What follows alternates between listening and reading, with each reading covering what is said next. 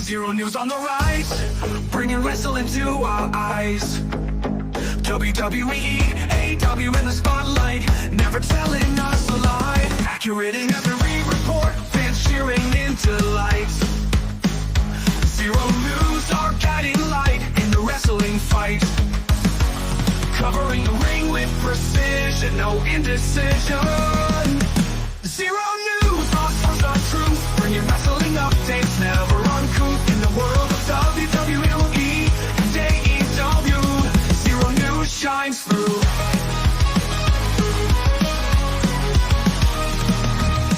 Back down to dynamite, zero news gets it right. Breaking stories left and right, keeping fans inside. Analysis sharp and clear, no room for fear. With zero news near, wrestling fans cheer.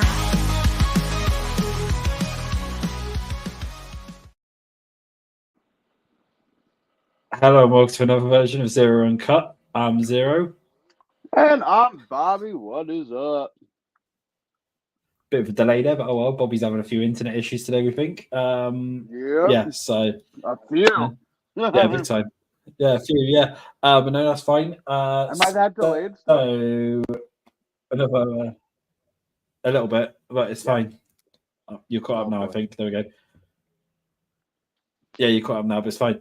Yeah, so we've had a quite an adventurous week. Basically, we've had a major announcement about Raw this week. Yeah. During Raw, and also during Raw, we also had a live murder committed to a WWE Hall of Famer, which we'll get into. Yeah, basically, we had a so few live murders this weekend, not just on the WWE side. Yeah, okay, yeah, we've had a few then. Yeah, so well, first of all, we'll get into the breaking news of the actual week so far. Is WWE have announced that Raw from the 7th of October through to the rest of the year will be dropping down to 2 hours from 8 p.m. to 10 p.m. now. And then the finale of that will be on the 30th of December on USA Network. Yep.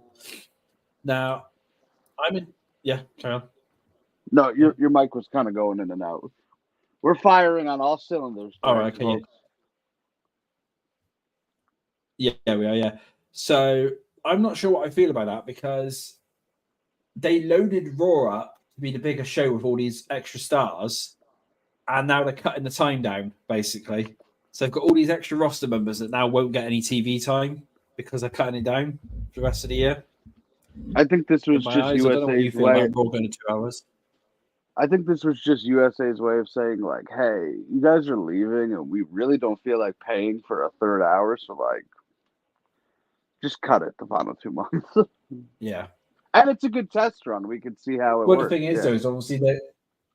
Yeah, well, they're gaining SmackDown, aren't they, though? So USA Network can't really, like, completely scrapping WWE because, of course, they're gaining SmackDown, aren't they, from this Friday? But they are paying for that third hour. Yeah, that's the thing, yeah. So, I mean, the other thing as well is, have you seen the news that WrestleVotes put out about when they actually moved to Netflix come January? Yeah, January 6th, I believe it is.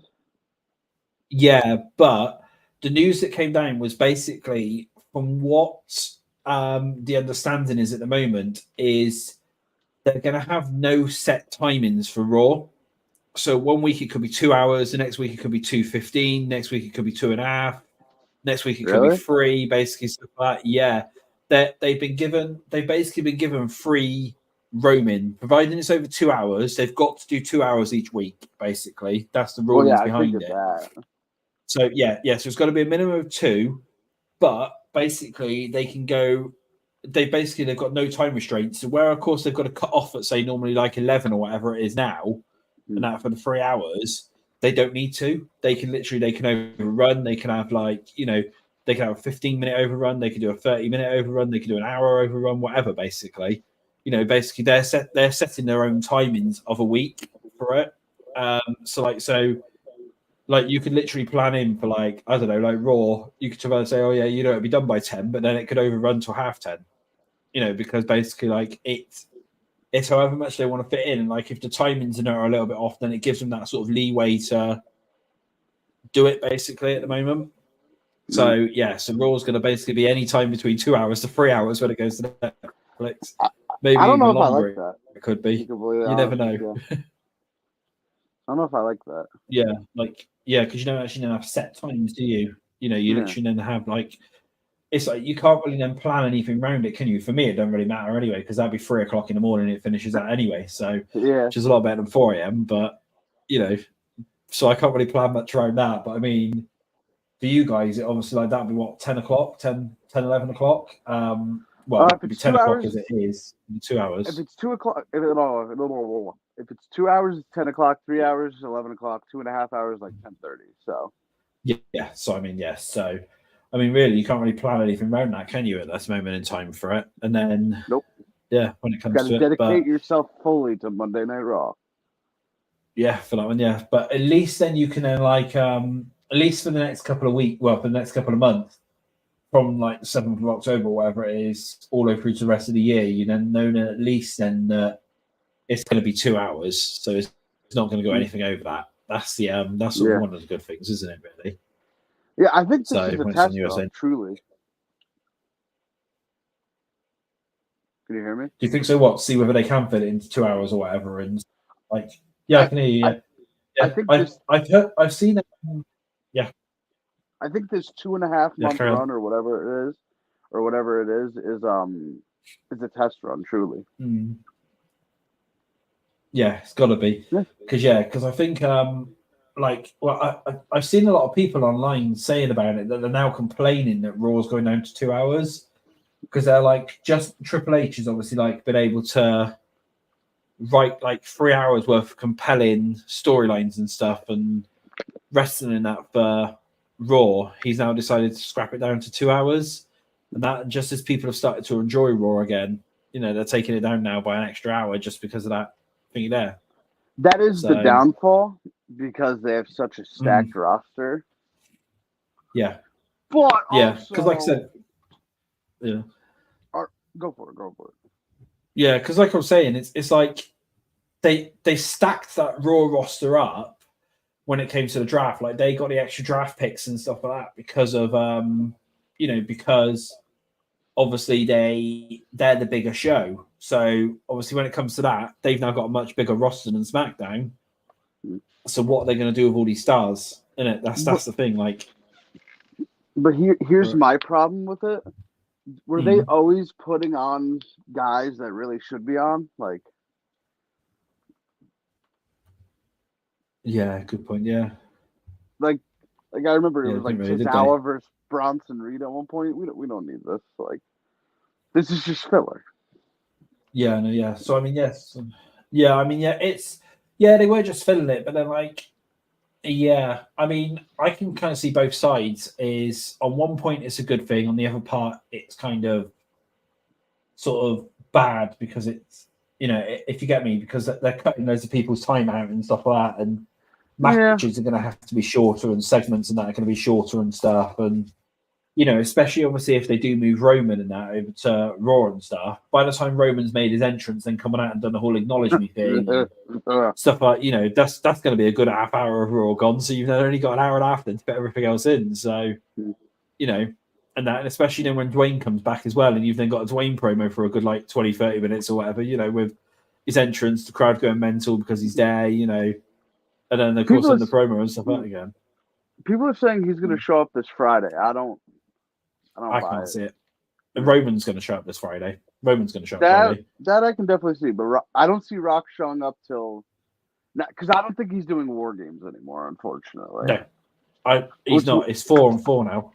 War Games going to be 4-on-4. It's already been Rock and War Games would have been so cool, but would have been But no, it's already been said by WRKD Wrestling and some other places as well, including ourselves, is that War Games this year is going to be 4-on-4 at the moment. So Roman, Jimmy, Jay, and Sammy. is apparently the fourth name. Yeah, apparently the fourth name is going to be Sammy versus Solo, Jacob, Tongaloa. Yeah, basically, yeah. That's the current plan at the moment. Is it's 4-on-4 because they haven't been able to get Zilla and stuff like that in, and stuff like that. Well, they're not going to be able to get them in time because they've got other matches and stuff, and like they're on the indies and stuff. So Tongaloa in War Games is terrifying, but also he's so going to funny botch at it. the same, He's at the same time.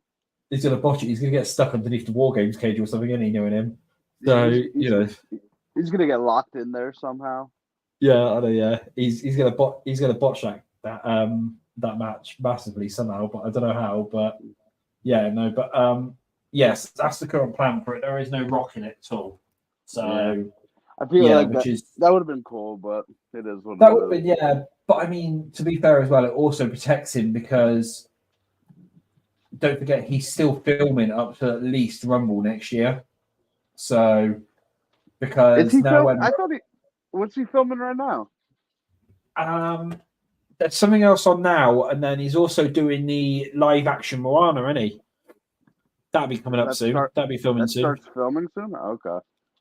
I thought he was done. I didn't hear anything about him filming anything new, so I thought I think it's live action Moana, but then well, the thing is as well is obviously when it comes to Survivor Series as well, it is 2 days after Survivor Series, Moana 2's out. So obviously, so he's going to be doing a lot of promotion for that as well. There's a second Moana coming out. Yeah, there's a second Moana coming out. Yeah, and it's 2 days. The release date is 2 days after Survivor Series. So obviously, so he's going to be doing like a lot of Do you mean sort of like promotion and stuff like that. Do you mean the day before Survivor Series? No, it's 2 days after Survivor Series is coming out. Why would it come out on a Monday? I don't know. But hang on, let me just double check that. I've just seen it mentioned there. Hold on, Moana 2. I don't have internet, so I can't check. Otherwise, I would. 29th of November, Moana 2 comes out. That's the day before Survivor Series. Is it? Oh, okay. Well, it's the day before Survivor Series then, yeah. So, no, so he's... Sorry, no. Moana 2 is scheduled to be released in the United States on the 27th. So it's a couple of days before. So, yeah. So he's going to be out promoting it. That's the day before Thanksgiving. Some movies do the day before Thanksgiving because you get 4 extra days or 2 or 3 extra days of people being off. Yeah, so obviously, yeah. So he's going to be out promoting and stuff like that, isn't he? Like Moana 2 and stuff like that around Survivor Series. So he's not going to be, so he's not going to be better way to promote Moana than do War Games, baby. I know, yeah, it would make sense, but I can't see it happening. There's some people saying that he's coming back within the next like couple of weeks and stuff like that to do something. But the thing is the reason why he's coming back is to set up that match for Cody at WrestleMania. Now the question is are they really going to bring him in this soon to set up that match, whereas they can just bring him in for the Rumble? If he ain't doing War Games, we won't see him till 2025. That's for sure. No. But the earliest time I can see him is that first Raw on Netflix. That's what I'm saying. Yeah. I think they're gonna stack that episode. Yeah, that's what we'll have is we'll have Rock return on that one and set the challenge for Cody then. Like even if he turns around and says, "I'll see you in April," and that way then the Rumble can then be set then for the World Heavyweight Championship. Or whoever's the world. Yeah. So then whoever wins the Rumble then gets then the World Heavyweight Championship at Mania.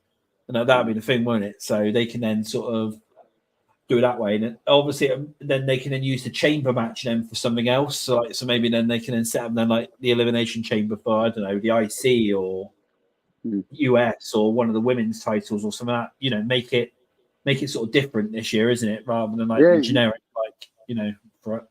Did the women's have a chamber this year? I don't think they did. No. So I mean, so that's obviously an option, isn't it? Really, where you can have Belair won. No, wait, no. I don't know. Did they? I can't remember. I don't have internet, so I got to remind my mind. Who fought? Oh, Becky won. Oh yeah, that was it. Yeah. Didn't she win the chamber? Let's have a look. Elimination Chamber. Yeah, it was in Perth, wasn't it? Yeah, it was in Australia. Yeah, it was Becky. Yeah, because Drew won the men's one and Becky won the females one. Yeah. So Yeah. I mean, So, yeah, you're not going to put Rock in Elimination Chamber. Yeah.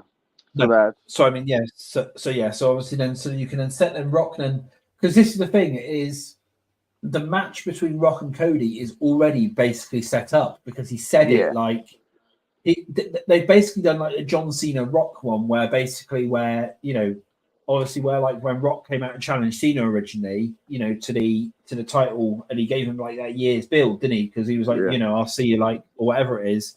Whereas of course he's already told Cody that he's gonna when he comes back, the first person who he's going for is Cody and that title. So that's your setup there. You know, and this is why there's still a few people out there saying, "Oh no, it's definitely going to be Rock and Roman and stuff." It's not. It's you know, WWE have already told you what the match is going to be. They've told you that since April. It's you know it's going to be Rock versus Cody because you're not going to have Rock wrestle anywhere else. The only other place which I can see that match happening is in Saudi Arabia, but that ain't happening.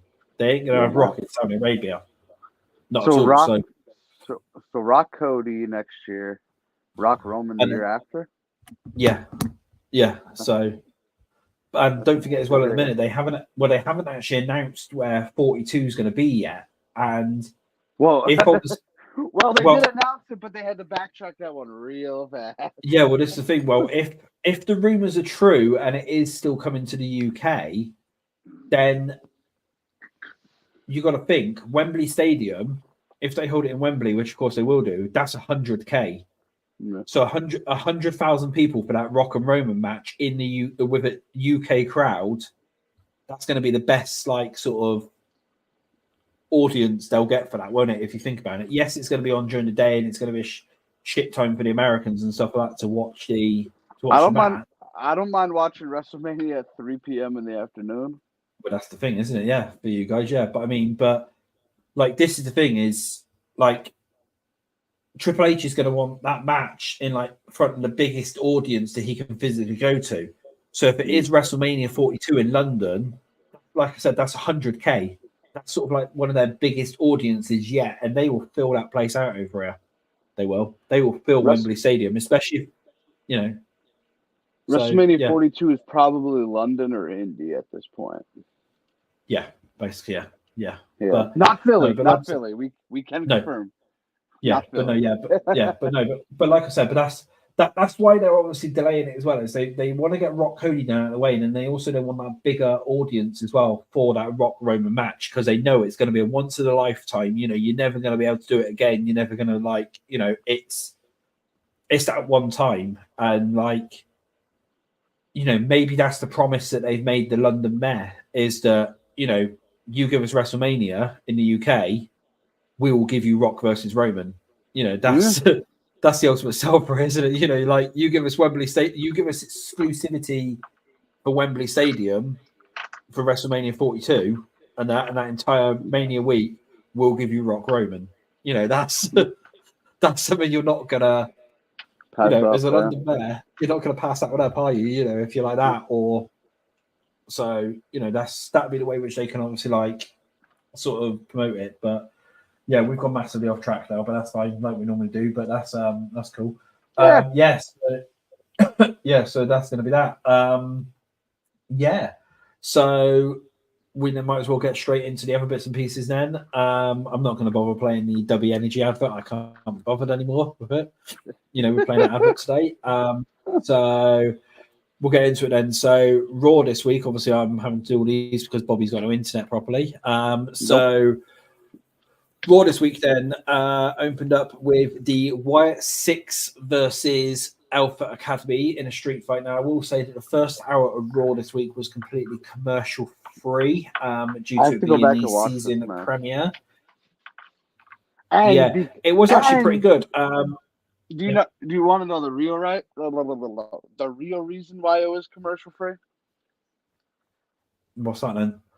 It was the first night of Monday Night Football over here. Oh, was it? Oh, okay, fair enough. Yep. Oh, fair enough. Yeah. All right. Well, obviously for this match, then you had all of Alpha. well, they said Alpha Academy, but it's actually American Made or whatever it is now. American So you made. had, so you had all four of them, including Ivy Nile, in the match, and then the four from the Wyatt Six team was you had Rowan, Gacy, Loomis, and Nikki Cross in the match. I figured it was going to be everyone but Howdy because he already had a match, right? No, he's already had one on a previous Raw, but Howdy was sat at ringside during the match. Howdy was sat at ringside during the match, and he did actually get involved in the match as well because it was obviously a street fight. So he did get involved. No, I'm saying didn't Howdy have a legit match against Gable already? Yeah, but that was on a completely different. That's Raw. Yeah, that's why I figured it was going to be these four because he had a match already. They haven't, Yeah, no, they did. Yeah, they've already fought, haven't they? Because they've done that 3-on-3, didn't they? Nikki Cross is the only one that hasn't yet. Yeah, because it was actually Nikki Cross's it was Nikki Cross's debut as obviously the Sister Abigail character on Raw this week. And she actually started the match off straight away. Like she went straight for Ivy Nile as soon as they hit the ring. There was some big moments in it. Obviously, I won't spoil too much because you obviously haven't watched it. But I heard it was a good match. Well, Rowan ended up being put for a table, and then having like loads of stuff put on top of him, and then he done that whole classic sort of like monster thing where he just threw everything up in the air, like everything that was thrown on top of him. He sort of done that, and then just went in the ring and just literally just absolutely just destroyed everybody. Obviously except from Ivy Nile, he didn't destroy Ivy Nile, but like there was segments as well where Nikki Cross put a trash can on Ivy Nile's face and then just kept on Ivy Nile's head and then just kept whacking it with a kendo stick. That was pretty good. But no,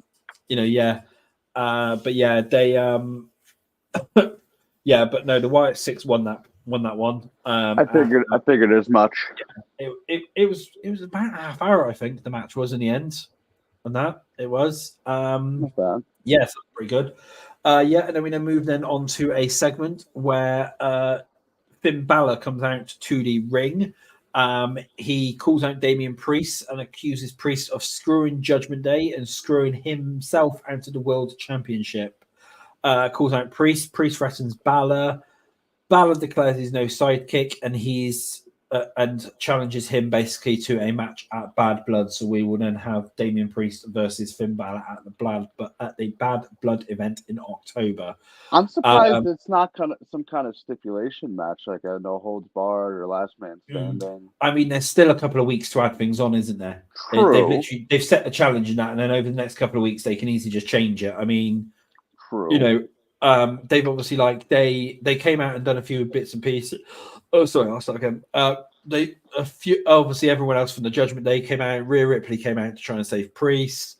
Dom then comes out, and then Liv comes out as well to try and stop her. The Terror Twins get taken out by Judgment Day. With then they then say that apparently that Damian Priest is injured and has now been took to a hospital, obviously not local medical facility anymore, like what they used to say. But yeah, so Priest has apparently went to the hospital. They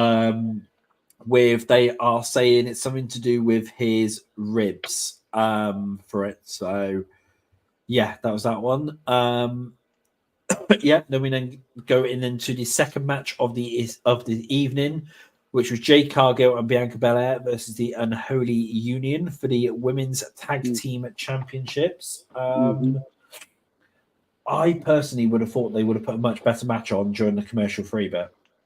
Like they could have juggled it around a little bit because, they had the commercial free and they ended the last hour. They ended that first hour of commercial free with a Women's Tag Team Championship match. It's it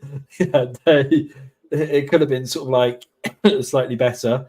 It was just a generic Women's Tag Team Championship match. There wasn't really anything sort of big during that match, which I can remember. Cargill goes for the pin and she gets the 1, 2, 3. I can't remember who she pins now, but yeah. Was it red hair or orange hair? I don't know. Hang on, no. Big or never mind. So it says here. So Elba Fire ducks a clothesline from Belair and replies with a super kick. Jay Cargill tags herself in, immediately drops fire with a big boot. Cargill and Belair drop a DDT into German suplex combination, so they pinned Alba Fire, basically. Did you see what I did? No.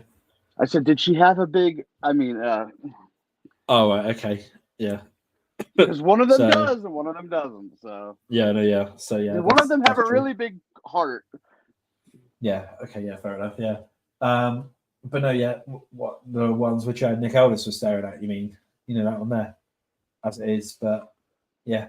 I don't blame that brother. Yeah. Right. Yeah. Yeah. And then we then move into the next bit then, which was a segment where it was Adam Pearce was in the ring and he calls out. He basically announces then that Bret Hart's coming out. Bret Hart's music hits. He comes out.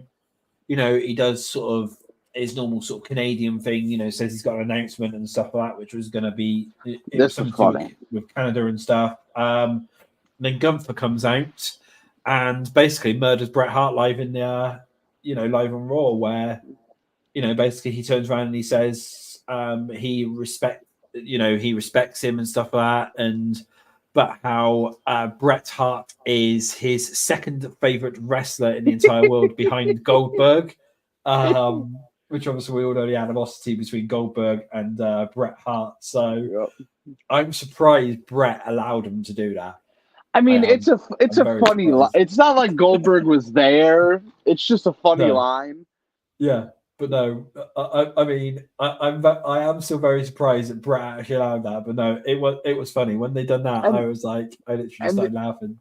And this is to get more heat on Gunther, so I'm sure he understands. Like, you got to, Yeah, obviously, yeah, and then Sami Zayn actually interrupts. Obviously, he gets the hero's welcome and stuff, doesn't he? Because they're in Canada, so that makes sense. And he was wearing a Johnny Gaudreau jersey.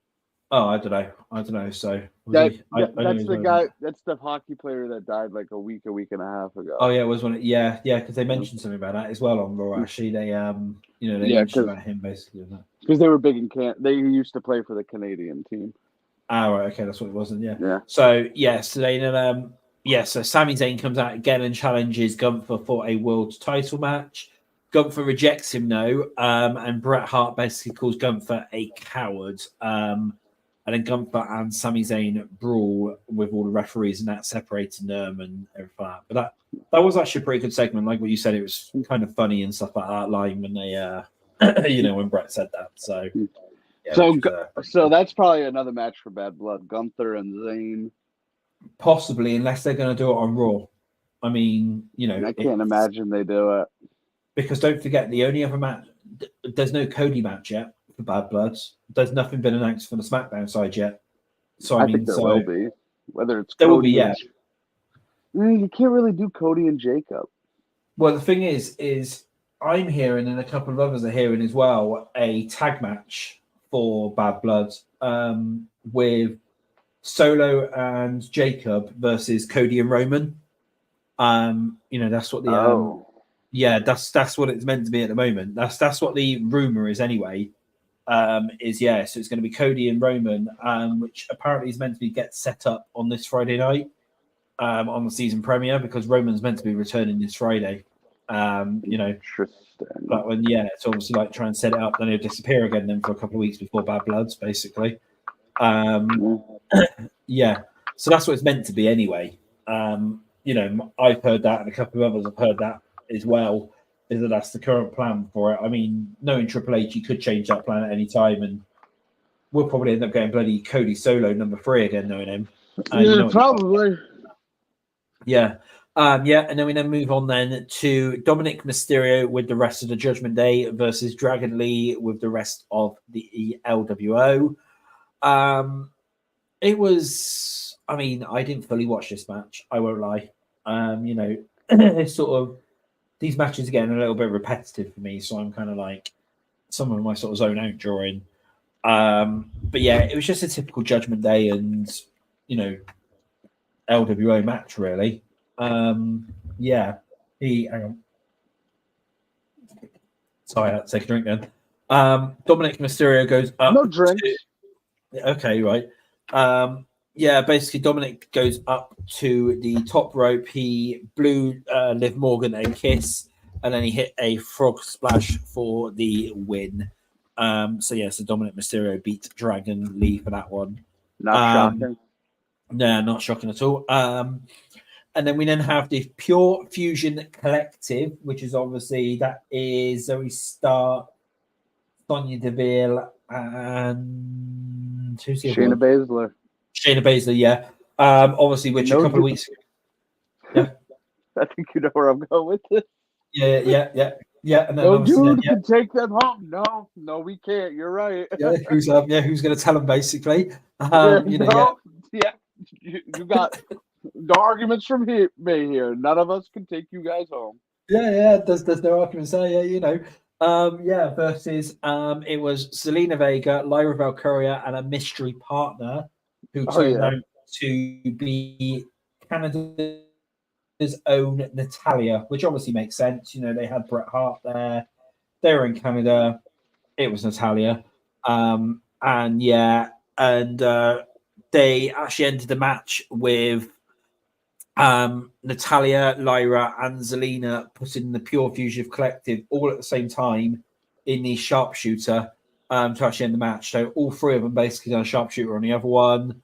And I believe it was Zoe Stark who taps out. So Natalia, Lyra Valkyria, and Zelina Vega won the match via submission for that one, which was pretty good actually. I was expecting it to be Natalia. All these people were on there hyping it up. Like when they turned and said, "Oh, it's a mystery partner," they were like, "Oh my god, it's going to be Trish Stratus. Oh my god, it's going to be, Lita. Oh my god, Becky Lynch coming back." Stuff like basically, Once I realized it was in Canada, I'm like, "Oh, okay." It's Natalia. Yeah, Natalia. Is she back like full time now, or? I don't think she's doing like full time because I think her new deal now is only like selected dates or whatever, and that she's not doing like the full time like what she was doing beforehand. She's just going to be used like when they need her really. For it. So that's that. We then have a Drew McIntyre segment, and following that, McIntyre comes out and he actually starts a CM Punk chant. Which was actually pretty funny. This one was. He actually came out to the ring, and he goes, "Yep, let's all chant the guy's name of that." And he goes, "In fact, I'll start one off." And he's just in the ring, just goes, "CM Punk, CM Punk," and that. So good. Yeah, he then promotes his new movie with Dave Bautista that's coming out this week. He then turns his attention to Wade Barrett at commentary, and he asked Barrett why he got in the way of him finishing Punk last week. He then threatens Wade Barrett basically and turns around and says, "If you do it again, me and you are going to have a problem." So I don't know whether that's going to set up a future Wade Barrett return to the ring. Maybe. Possible, Royal Rumble. Did you see how Drew McIntyre got to be involved in that movie? No. They literally asked Batista. They were like, "Do you know any tall Scottish guys?" And he goes, "Yeah, I know one." Like literally, that was the way behind. That was how they came to be. He's like, "Yeah, I know a guy." Oh, fair enough. That's pretty cool then.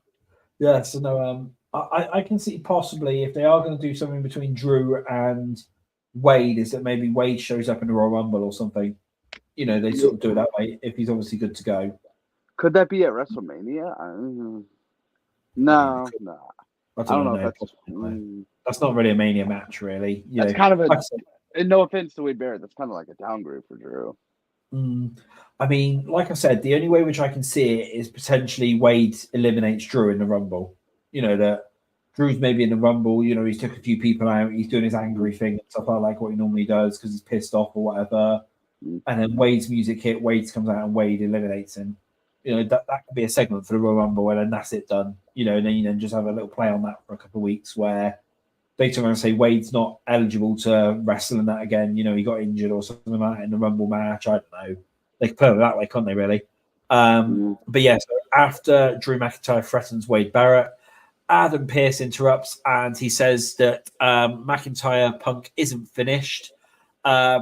Pierce tells McIntyre that he has spoken to CM Punk and there will be a third match and it will end it all between them. So there will not be another match between them. They will end it at wink, wink, yeah. They will end it at Bad Blood in a Hell in a Cell match. Drew's face turned as soon as Pierce said that. He didn't seem very happy with that answer, to be fair. Well, with that Punk that wasn't result. on Raw. Punk wasn't on Raw at all, right? No, he wasn't. No, he wasn't. No. I think he's back next week, right? Yes, and also as well, there's something else as well which I'll bring up as well in relation to Punk, but that's part of the next bit. Well, that's a little bit later on. So then we move in then I know to where you're going with that. Yeah. So then we move in then to Finn Balor versus Rey Mysterio. Rey Mysterio beat Finn Balor via disqualification after it says here that Balor locks Finn Balor into a single leg crab in the ropes. Referee starts his count and Balor does not let go by the count of 5, so he disqualifies Finn Balor, giving Rey Mysterio the win by DQ. We then go into the main event of the evening, which was then Jey Uso versus Pete Dunne versus Braun Strowman versus Ilya Dragunov. Before we get into this, do not call Pete Dunne Butch. He does not like it, as they put in the previous throughout the evening. So they showed basically Ilya Dragunov being frustrated with Dunne during the match, because of earlier on what happened where Pete took out Ilya, and then obviously Pete got took out himself by Sheamus. This was earlier on. Drew McIntyre ultimately gets the win by hitting the super kick and then jumping to the top rope and hitting the Uso splash. There was one other bit as well, which I forgot to mention, but earlier on when the Judgment Day when the Terror Twins were getting beaten down, Jey Uso suddenly came out at the start of Raw to help out Rhea and Damien, basically. There's a little meme going around about it there at the moment where it's Jay was literally just chilling backstage and he goes, "Was that Rhea? Oh shit, was that Damien?" And then he's like, "Ah shit, I better go." And then literally, then you see him just go running, basically. Yeah, he's like, I gotta go, guys. Yeah. I gotta go. Yeah, but hello. And then doing he was he was playing 2K24 and that and playing like a bloodline match. So your mic, which is pretty funny there, but no. Your mic just heavily went out. So. Oh, okay. Yeah, I know. Yeah, it was breaking up then. I'm sure it's not great. No, that's fine. Sorry, I was just reading something else as well. Apparently, hang on. I'm just reading something. There's been an update come down on AEW. I'm just quickly well, they can't really book the show tonight. They gotta see who's injured and who's dead.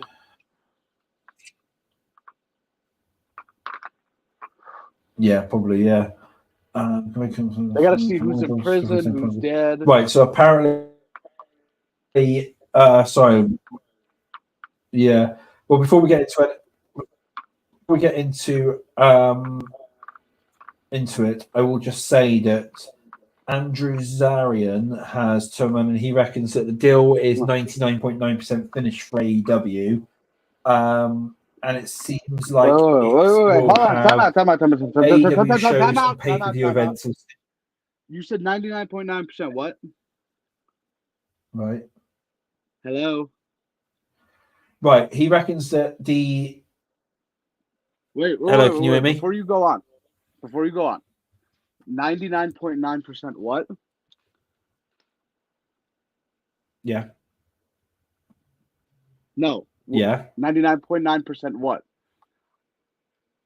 Oh, the deal for AEW is finalized for the TV deal. That's what I'm asking, because your mic, you said 99.9%. It went out for like a few seconds, and then it came back, and you were like, that's that. And I'm like, wait, what? I couldn't. Okay, fair enough. Yeah. Yeah. So So I was like 99.9% yeah, no, yeah, what? yeah, but no, yeah. So apparently, yeah. So it's 99.9% that the deal's done, and it seems to be, according to Andrew Zarian, that AEW shows and pay-per-views will soon feature on Max, Yeah. basically. Okay. That's good. Finally. But there's also been some other rumors as well. I haven't seen where it comes to it. I haven't seen where it's come from, but it's been picking up some speed recently online. Apparently, they've been talking with Fox to pay I saw on this. Fox for that. Yeah. I don't know where that's come down from. I don't know, like, where, I don't know whether that's actually going to happen. He said he's heard. SRS said he's heard rumblings, but yeah. Yeah, they've been talking to Fox and stuff. So just imagine that they dropped WWE and they're on Fox for it, and they get AEW instead. But I mean, they could probably get him I've seen all the people going around saying, "Oh my god, yeah." I've seen a lot of people going around saying, "Oh my god, it's going to be on Tubi," and that, like, like the streaming service Tubi and stuff like that. That's what I've sort of seen people saying. But I could imagine it going to. I mean, I could see it going to FS1. Yeah, I mean, it's in lesser homes, isn't it? In that, but I mean, but like they're not they're not paying as much money as they did for SmackDown.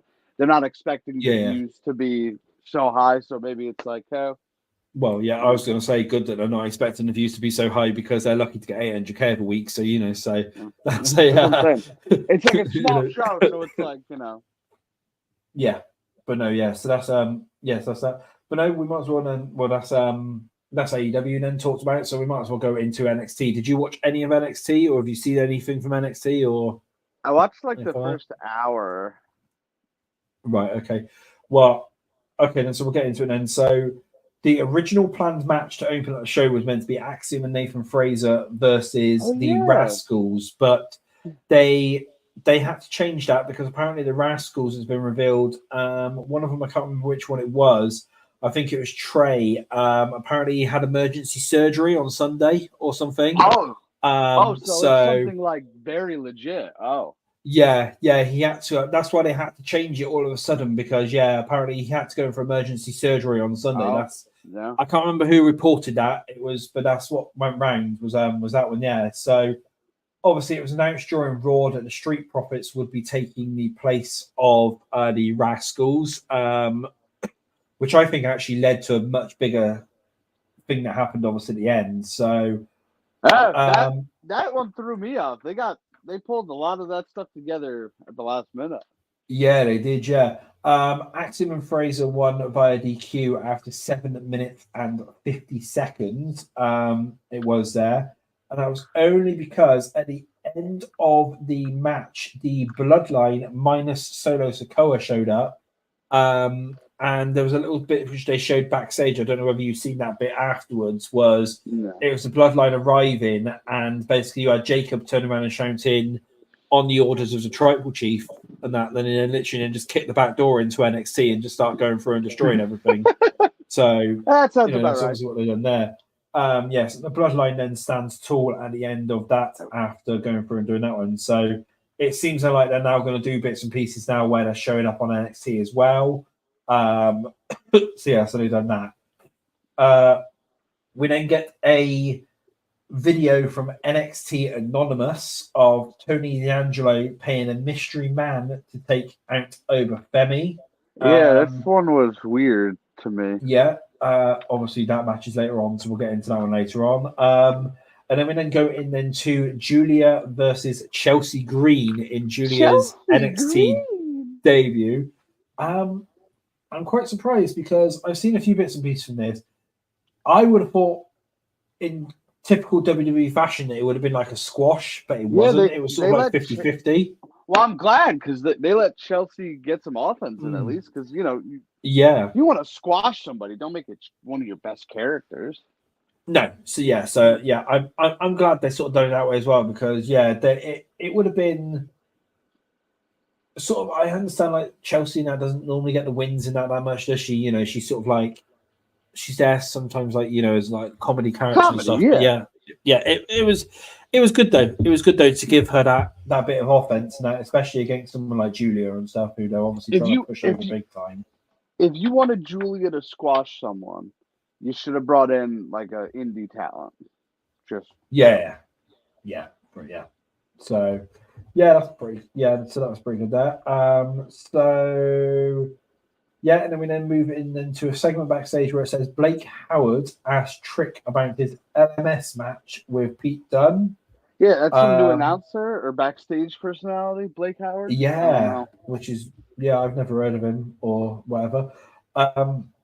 Yeah, it says he says he's never been in such a match, but it's not going to stop him from getting his title match on October the 1st in Chicago.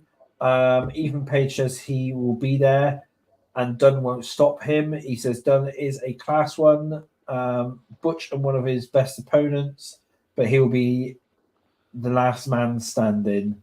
Yeah, and then we then see a video of Jordan Grace in the NXT Performance Center and talking about the importance of the TNA Knockouts title. And then they obviously that leads to an open challenge later on in the night as well. Lots of segments back to back here. We then go into a barbershop where Lexus King is getting as they put on this review, where he's getting his ridiculous beard tended to. Yeah, his facial hair looks, and my facial hair isn't great, but his facial hair is not good. Yeah. And then says he shows a video from TikTok of Lexus laying out Aura Mensa and getting the cheap win against him last week.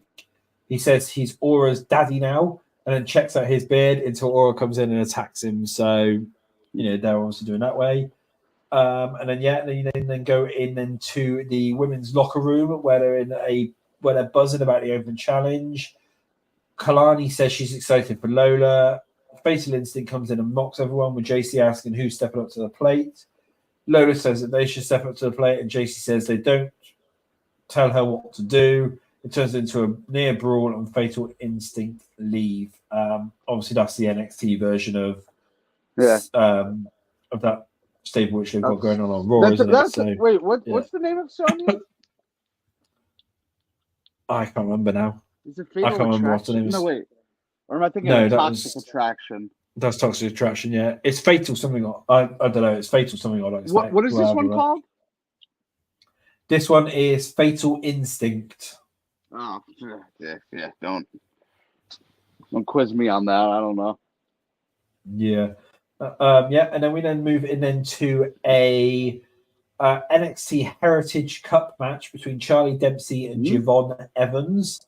Round one ended at 0-0, where they ran out of time basically for the first round.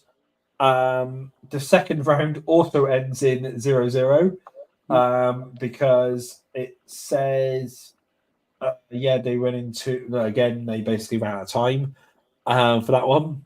Then it goes to round 3 where Charlie Dempsey gets the 1-up. Round 4 it then goes to 1-1 for that one. Round 5 is also still 1-1. But it ends up being that Charlie Dempsey wins the match with the help of it says on here Javon Heights or whatever. Tavion Heights. Yeah, Tavion Heights, yeah. Apparently he's back from Japan. I didn't know he was in Japan. No, neither did I. So, but I don't know that. Yeah, they done that whole thing, didn't they? Yeah, they were. I can't remember which event it was, but they done that and a lot of other ones as well when they've done it. Then we now have a bit then where we have Rosemary from TNA talk about how once upon a time the Hive called out and asked why she had allied with Wendy Chu. She says there are many reasons, one to be revealed tonight, one next week, and one a warning to Lyra and Tatum.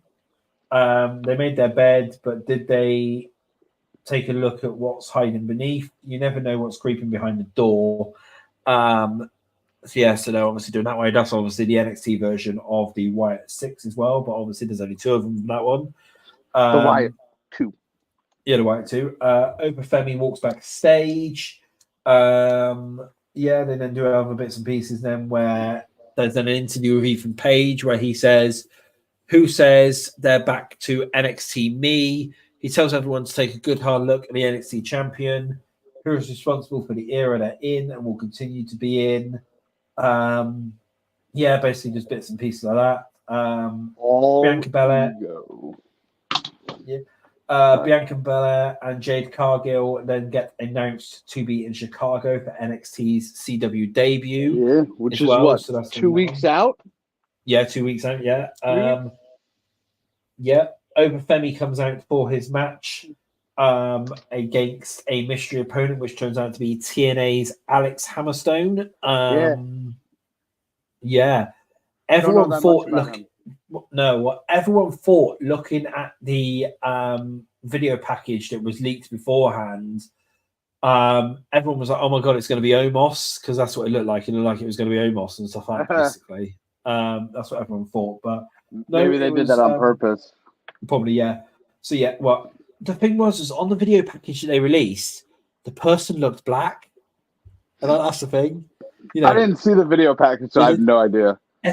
Everyone said it. Everyone was looking at it, and they were like, the person behind the screen that Tony D'Angelo was paying off looked black. And so that's why everyone instantly thought it was Omos. It was the NXT Anonymous video that they leaked. It was on that way, basically. Obafemi basically gets the win. Obviously, we weren't expecting Hammerstone to win because it's obviously TNA he's part of, so that one there. Hank and Tank and then backstage, and they say they want a match with Gallows and Anderson. Robert Stone says they've talked to Ava and they're excited. Chase U walk in, and Duke says Ridge Holland is scum and he's getting revenge. He tells Andre Chase to watch from his hospital bed as he gives Ridge a Chase U-sized ass whooping. Lash Legend and Jakira are looking ready backstage. Ren walks in and asks questions whether she should go after the Knockouts title or Kalani's title. Kalani tells her to focus on the girl doing an open challenge. She wishes Lola luck. Jada walks in with a bat looking for fatal influence, and Lola says she's willing to help Jada, but Jada wants to do it alone, so she walks off, and Kalani says they're perfect for their debut. CM Punk then posts to Twitter and praises Julia's debut and says he has an idea which he's going to run past Ava, which it now has been announced that CM Punk will be on NXT next week to announce something that is going to be going down in Chicago for the debut when he's obviously there now. I have no clue what that's going to be. Dusty Cup? Either that or Punk will be like referee for a match or something like that, or I don't know, like maybe obviously like the Julia Roxanne match that's obviously going to be happening then. Maybe Punk's the referee for it. Maybe they would probably bring in Cody for the Dusty Cup. Never mind. Yeah, but Cody for the Dusty Cup. But so I can see maybe Punk being special guest referee for the Julia Roxanne match on that. Because obviously they've done that they've done the whole thing. This is what's making me think is there's been pictures in that obviously sent out that Punk sent out of him backstage with Roxanne, so it's obviously like it's that whole friendship thing there. He's praised Roxanne as the future, but then he's also now been praising Julia as the future. So they could obviously do it as sort of like that whole thing of which side is Punk gonna pick, is Punk gonna call it fair down the middle, because it's CM Punk and stuff like that. That's all I can think of is that maybe he's gonna come in as special guest referee, or they do announce something extra for what's going to go down in Chicago. Maybe a stipulation to the match. Maybe Punk announces it. That's But Punk's meant to be in Chicago anyway for NXT. So I mean, they might as well have him involved in some capacity, mightn't they? For it, And then we then have Ridge Holland versus Duke Hudson. That match was won by Ridge Holland. Apparently, that was only 4 minutes and 10 seconds long. That match was. It's quite a short match for that one. Jordan Grace then is seen walking backstage. She stops to stare down with Julia and heads to the ring. We also then see Pete Dunne backstage. He talks about how it started when he got tricked to figure it out and says this is the face of a man who's been figuring it out his whole life. Trick can hide behind his diss tracks all he likes, but tonight he can lose, realizing he didn't figure it out, and watch Dunn go to Chicago to become the NXT champion because he's the bruiserweight and NXT's last man standing. It's also been announced as well that we are getting Miz TV for the NXT debut on the CW network on October the 1st in Chicago. So they're obviously utilizing Miz for NXT as well. They're stacking that show. There seems to be a lot of main roster talents going to those shows. So yeah, they're really pushing for that one. We get a recap then of the Bloodline interference. I can see where the Bloodline's coming in now. I can see maybe we get something Bloodline related in Chicago as well for the NXT debut show. Maybe Solo shows up or whatever finally on that one, and he comes back to NXT for that, or The Rock. We have Roman. We have Roman show up. That could be pretty big. He hasn't been on NXT recently, so yeah. Well, Roman's never been on NXT, has he? Well, I mean, not since Well, not since the whole new NXT. Yeah, not since like Tribal Chief Roman. Yeah. So.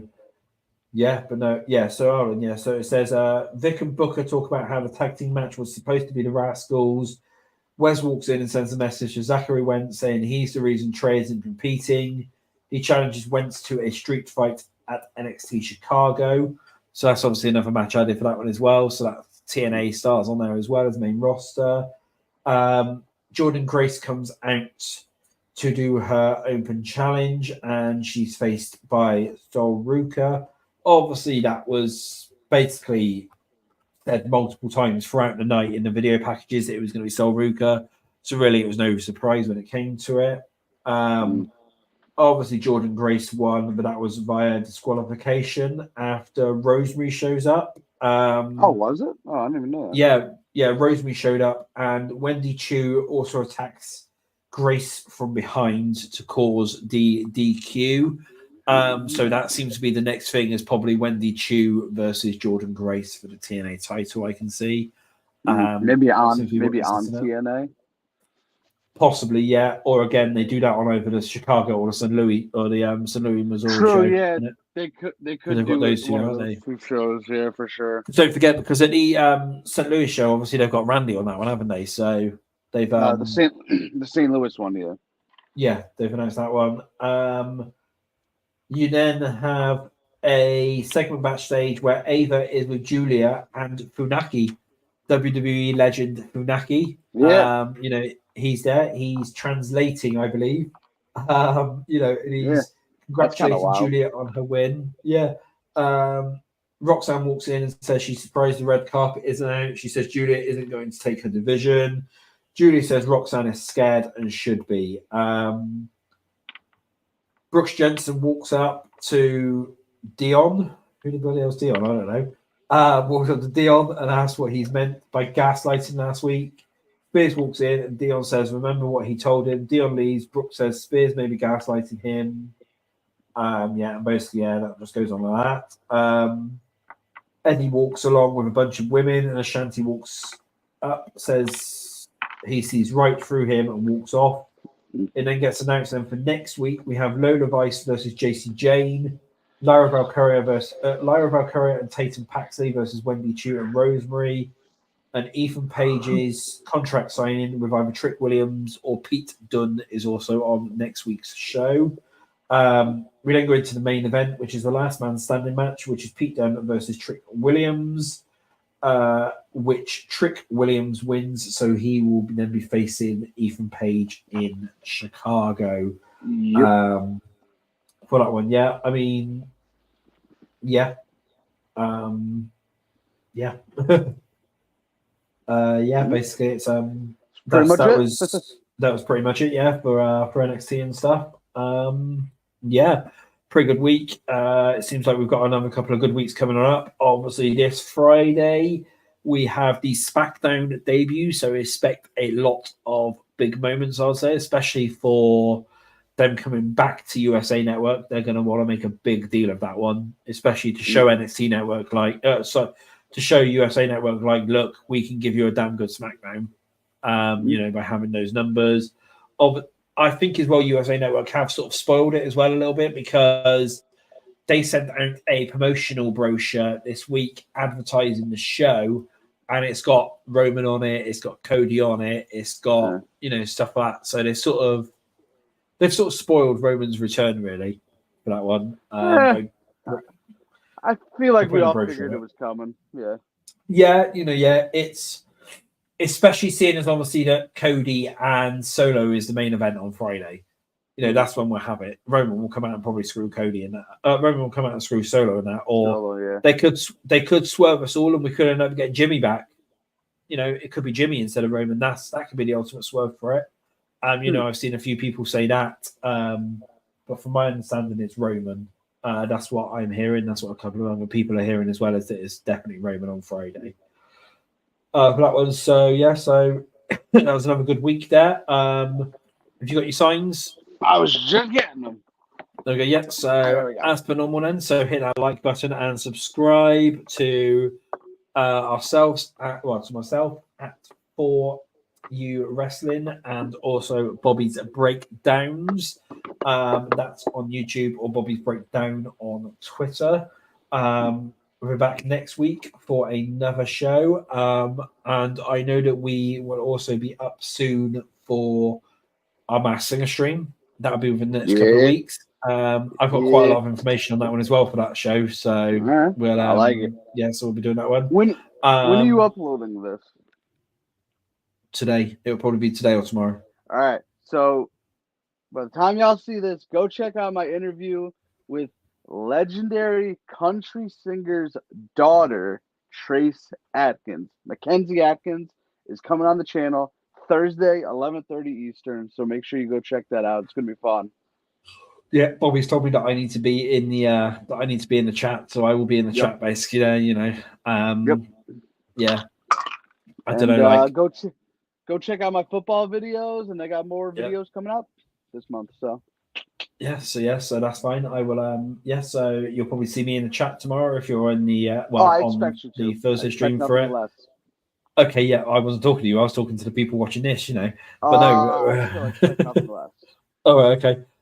So I'll probably be in the chat and obviously then talking and asking a few bits and pieces there. So, any of my fans want to come along as well and, chat with me in the chat whilst Bobby's doing the interview. You might as well you should tweet it while I'm live. They'll probably get some eyes on it. I will do, I'll see what I can do. So we will see you next week. And obviously Bobby will see you on Thursday with his live stream. So we will see you later. This is Zero signing out. And I'm Bobby. I'll see you tomorrow, and I'll see you next week. Later.